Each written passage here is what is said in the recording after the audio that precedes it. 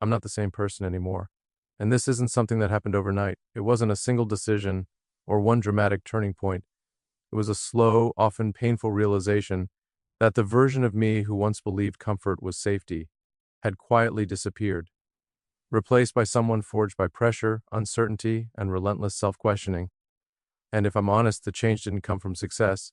It came from the moments where everything felt like it was falling apart, when doubt was louder than confidence, and failure seemed not like a possibility, but an inevitability, because that's where transformation actually begins.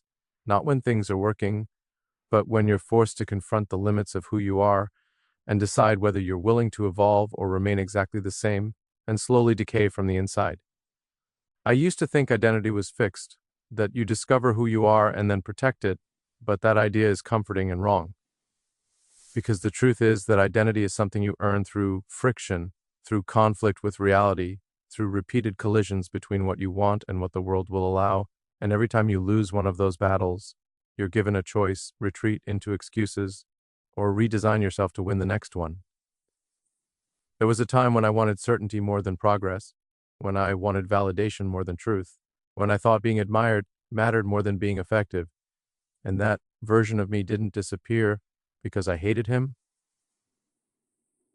He disappeared because he wasn't capable of building what needed to be built. People often ask when I changed, expecting a clean answer, a date, a headline moment. But the real change happened in the quiet hours when no one was watching, when the projects were failing, the timelines were impossible, the criticism was endless, and the easiest option would have been to lower the bar, to say this is good enough. Something inside me refused to accept a future built on convenience. That refusal wasn't confidence, it was discomfort. It was the constant awareness that if I didn't grow faster than my problems would define me. You see, change doesn't announce itself. It creeps in when you're exhausted, when you're questioning everything, when you realize that the strategies that got you here will not get you where you need to go. And that realization is terrifying because it means letting go of habits, beliefs, and even relationships that once made sense, but no longer align with the direction you're being pulled toward. I started to notice that the things which once motivated me stopped working. Praise felt empty, criticism felt irrelevant, and what remained was a deeper, heavier responsibility to think clearly, to act decisively, and to accept that progress requires becoming someone unfamiliar even to yourself. The reason I'm not the same person anymore is because reality demanded more precision, more resilience, more honesty than I previously possessed. And instead of resisting that demand, I allowed it to reshape me layer by layer, failure by failure, until the person who once hesitated was replaced by someone who understands that uncertainty is not a signal to stop, but an invitation to think better. And maybe you're the reason everything changed, because change rarely happens in isolation. It happens through friction with people who challenge your assumptions, who expose your blind spots, who force you to confront uncomfortable truths about your own limitations. And whether you meant to or not, your presence became a mirror, and I didn't like what I saw at first, but I respected it enough to change. This is where the story really begins, not with success, not with answers, but with the acceptance that becoming someone new is not a betrayal of who you were. It's the natural consequence of taking reality seriously. I began to understand that the reason everything changed wasn't because I suddenly became smarter or more confident, but because I finally stopped protecting the version of myself that was comfortable. And comfort is dangerous because it disguises stagnation as stability. It tells you that because things aren't falling apart, they must be working, when in reality, they're just not challenging you enough to force evolution. And for a long time, I confused movement with progress, activity with impact, noise with meaning, until reality corrected me in the only language it truly speaks: consequences. Every ambitious idea I touched exposed gaps in my thinking. Every delay revealed a weakness in execution. Every failure stripped away another illusion about how much I actually knew. And slowly, I realized that growth doesn't come from adding more confidence on top of fragile foundations. It comes from tearing those foundations apart and rebuilding them with brutal honesty. I had to let go of the need to be right and replace it with the need to be correct. And those two things are not the same, because being right is about ego, but being correct is about reality, And reality doesn't care how hard you worked, how much you believed, or how impressive your intentions were. It only responds to what actually works. This shift changed everything because once you stop defending your identity, you become free to upgrade it. And that freedom is uncomfortable because it requires admitting that many of your past certainties were incomplete or flat out wrong. There were moments when I felt like I was losing myself, but what I was really losing were the narratives that no longer serve the mission. And the mission has always been larger than personal comfort, larger than reputation, larger than the desire to be liked, because meaning. Full progress demands a willingness to be misunderstood, criticized, and isolated for long periods of time. I learned that if you're doing something genuinely difficult, consensus will lag behind truth, and if you wait for approval, you'll always be late.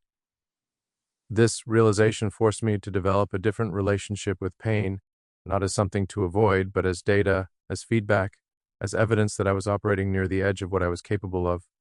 Because pain is often the signal that you're no longer repeating yourself, that you're pushing into territory where growth is mandatory rather than optional. I stopped asking whether something felt good and started asking whether it was necessary, whether it moved the needle, whether it aligned with a future that didn't exist yet but needed to. And that shift alone creates distance between who you were and who you're becoming. Because the person you were was optimized for survival, while the person you're becoming is optimized for contribution. Along the way, I also realized that discipline isn't about control, it's about clarity. It's about removing decisions so energy can be focused on what actually matters, and clarity requires subtraction, cutting away distractions, obligations, and even ambitions that look impressive but don't compound toward anything meaningful. This is another reason people say you change when you grow, because from the outside it looks like detachment, but from the inside it feels like alignment, like finally acting in accordance with first principles instead of borrowed expectations.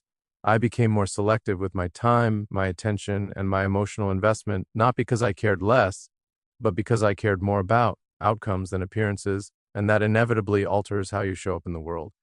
The truth is, becoming someone new often feels lonely, not because you're above others, but because you're walking toward a future they can't see yet, and that gap creates friction, misunderstanding, and sometimes resentment. But if you let that pull you back, you end up trading long-term impact for short-term comfort. The reason I'm not the same person anymore is because I stopped negotiating with fear. I stopped asking permission to think differently, and I stopped expecting the old version of me to be capable of solving new problems, because it wasn't, and holding on to it would have been an act of self-sabotage disguised as loyalty. And maybe you were the reason everything changed, because sometimes it takes another person to disrupt your equilibrium, to challenge your assumptions, to make it impossible to continue pretending that incremental change is enough. And whether you pushed me directly or simply existed as a reminder of what was possible, the effect was the same. I could no longer stay the same without betraying the future I claimed to care about. And once you see that clearly, there is no going back, only forward through discomfort, through doubt, through relentless iteration toward a version of yourself that feels unfamiliar but undeniably more capable. As the change deepened, I realized that becoming someone new isn't just about adding strength or intelligence, it's about paying a cost that most people aren't willing to acknowledge. Because transformation has a price, and that price is often paid in isolation, misunderstanding, and the quiet loss of things you once thought you needed to be whole. There's a popular idea that growth is empowering, and it is, but what people don't talk about is how disorienting it feels when the old reference points disappear, when the habits, routines, and relationships that once anchored you no longer fit the direction you're moving in, and you're left navigating without a familiar map. I began to notice that conversations changed, not because others were wrong, but because my questions were different, my tolerances shifted, and my priorities hardened around outcomes instead of comfort, and that gap creates distance whether you want it to or not. You start to see how much of social interaction is built around maintaining shared illusions, and when you stop participating in those illusions, even unintentionally, it unsettles people. Because your change forces them to confront the possibility that staying the same is a choice, not a limitation. That realization alone can create resistance, subtle at first, then more pronounced, because Growth in one person often feels like judgment to another, even when none is intended. I had to learn to accept that not everyone will understand why you're pushing so hard, why you're willing to endure pressure that seems unnecessary, why you're obsessed with details that others dismiss as excessive. But the truth is that progress is fragile, and neglecting details is how ambitious visions quietly fail. The deeper I went, the more I understood that discipline isn't heroic. It's repetitive, unglamorous, and often invisible. And choosing it daily means sacrificing spontaneity, ease, and sometimes even emotional closeness, because focus demands boundaries, and boundaries are often misinterpreted as coldness. There were moments when I questioned whether the cost was too high, whether becoming more capable was worth feeling less understood. But every time I tried to retreat into a simpler version of myself, the discomfort was even greater, because once you see what's possible, pretending otherwise becomes unbearable. This is one of the hardest truths about change. Awareness is irreversible, and once your standards rise, your old life can no longer satisfy you, not because it was bad, but because you've outgrown it. I also learned that resilience isn't about enduring everything, it's about choosing what's worth enduring, and that choice inevitably excludes many things that once felt essential, including approval, certainty, and the illusion that you can keep everyone with you as you move forward. There's a loneliness that comes with responsibility, especially when you're working on problems that don't have clear answers, timelines, or guarantees. And in those moments, motivation fades and all that remains is commitment, a quiet agreement you make with yourself to continue even when the emotional rewards are absent. I had to accept that doubt wouldn't disappear, that fear wouldn't vanish, but that neither deserved control over my decisions, because waiting for confidence is a form of procrastination, and action is often the thing that creates clarity, not the other way around. Over time, I became more comfortable being misunderstood because I realized that clarity of intent matters more than clarity of image, and if your actions are aligned with first principles, perception will eventually follow, even if it lags far behind. The reason I'm not the same person anymore is because I stopped expecting the journey to feel balanced and instead accepted that imbalance is often the sign you're allocating resources towards something meaningful. And while that may look extreme from the outside, from the inside it feels necessary. And maybe you're the reason everything changed, because sometimes it takes a single relationship, a single interaction, or a single moment of truth to reveal how much you've been compromising, how much potential you've been leaving untouched out of fear of disruption. And once that realization lands, it's impossible to ignore. You begin to understand that becoming someone different doesn't mean rejecting your past. It means extracting its lessons and leaving behind its limitations. And that process is messy, uncomfortable, and often lonely, but it's also the only way forward if you're serious about building something that lasts beyond you. Change at this level isn't about improvement, it's about alignment. Aligning your actions with the future you claim to care about. And once that alignment becomes non-negotiable, the person you used to be simply can't survive in the same form, not because they were weak, but because they were designed for a world that no longer exists. By the time I fully accepted that I wasn't the same person anymore, regret was the emotion people expected me to feel, as if change itself were a loss that needed mourning. But what I discovered instead was a quiet clarity, the kind that only arrives when your actions finally align with what you know to be true, because regret usually comes from pretending you didn't know better when you did. And once I stopped doing that, there was nothing left to regret. I understood that the purpose of growth isn't to become harder, colder, or detached. It's to become more precise, more intentional, more honest with yourself about what matters and what doesn't.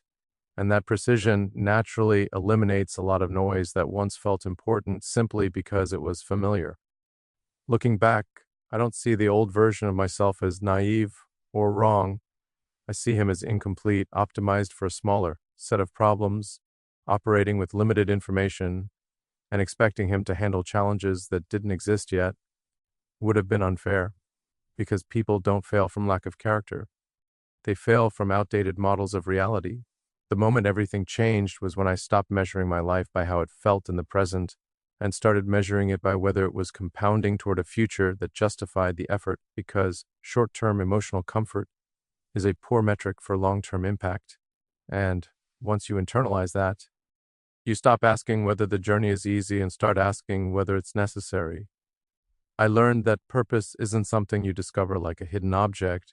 It's something you construct through repeated decisions to take responsibility for problems that matter, even when the cost is high and the outcome uncertain. And once you've committed to that, going back becomes psychologically impossible because returning to a smaller life would feel like intentional amputation.